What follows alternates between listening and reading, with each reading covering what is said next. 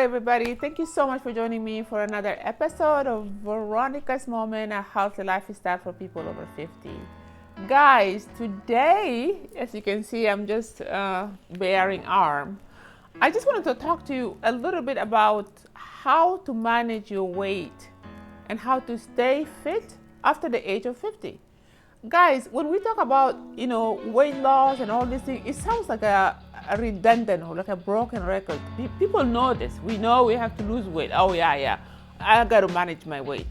But in all seriousness, weight management is not only about looks, because the looks is out of the window once you reach this age. We are now focusing on our intelligence. You got to be smart, okay? Because if you are trying to live longer, and that's the evidence that we are now living longer. Who knows, you can reach 80, 90, but you want to be able to be healthy when you are living, to be worth living. But if you are at the advanced age and somebody's taking care of you for your ADL, which is activity of daily living, like a shower, feeding you, your quality of life is kind of poor. You don't want to be alive when you are at that moment. Not that people need to take their life, but it's just like you will be devastated because you got to be fed, you got to be walked around in a wheelchair and things like that. So I can just imagine how that can be for people, But we have an opportunity. We are at the age of information where you can access information anywhere. So with that, ignorance is just a choice, right? So not to put everybody down or anybody down, but I'm just saying access to information is so easily accessible. So make use of it. When people are saying, okay, at the age of 50 or when you reach the age of 40, you can do anything about your weight because that's biologically nature, that it has to happen. And you can work out, you can do it. And people will say that. They'll say, you can work out, you can do whatever you want to do. You're not going to lose weight because you are advanced in age. But I'm here to challenge that. I'm going to say that's not true. If you're really mindful about what you are eating and working out, you can manage your weight the way you want it to be, okay? So that's not something very difficult. The only challenge or the many challenges that we might have is when we are at the age of 50 and above, there are other challenges with that age, which is menopause and loss of your muscles. Your muscles is gradually fading out. And also your bones are very, fragile. It can easily break.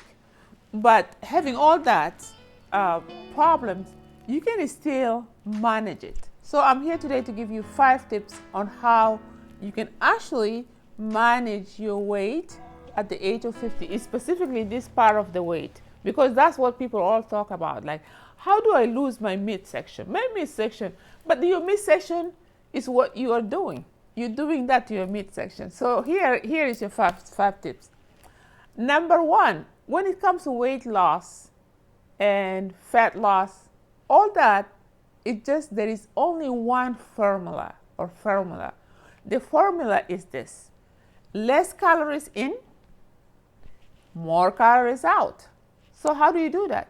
You have to watch what you're eating.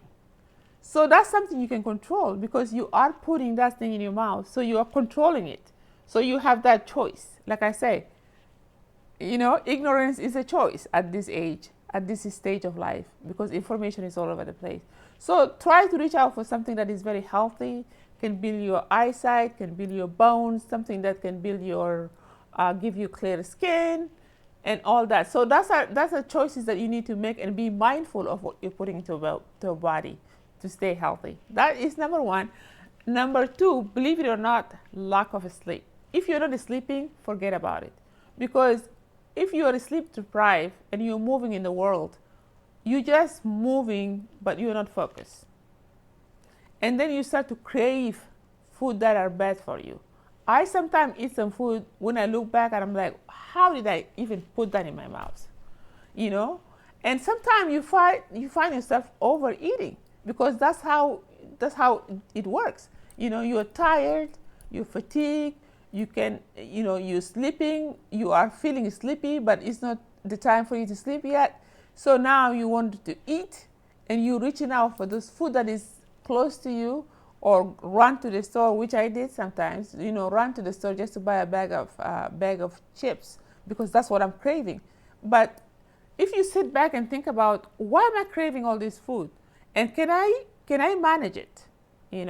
Because if that's something that is, you are thinking it, then you have a way to say, this is before you succumb to all this pressure. Think about it logically and say, sometimes I crave this food. What can I do when I start to crave those kind of food? Because it's not good for me. So you make a list. If you're craving those sweets and all this salty food, if you're a salty person or whatever it might be, just make a list and say, when I started to feel this way, this is how I want to control it. For example, you can say, I will go for a walk for 5 minutes and come back and see if I'm still feeling that way, then I'll go back again. Or you can say, I will just take a book and read it. Or sometimes we are thirsty, we feel like we are hungry. So just get a glass of water and drink it. So when you have all this thing in place, it might help you when you start to crave food. In your mind, it's like, this is not really what I need to eat right now. Because if you're going to the gym and you're working really hard, it really doesn't make any sense for you to come home and eat a bag of chips, because all that hard work, and when you work out, it takes so much workout to reach maybe half a pound. So it will be kind of like, it's going to counter what you are doing. So just make a list and have that handy when you feel sleep deprived. When you feel you're craving all this bad food, just make sure you do what you need to do to get it out of your mind, to get distracted from all this craving, so you can manage your weight. So that's number 2. Number 3 is start hormonal therapy. Guys, if you're going through menopause right now, or you are post-menopause, this thing doesn't stop. The hot flashes, the mood swing, the overeating, all these things are a result of loss of estrogen in your body. So there is no balance. The hormones is all over the place. And if you can't sleep, that's what happened. You be cranky the next day, you can function. And if you're working, for me, I have a hard time.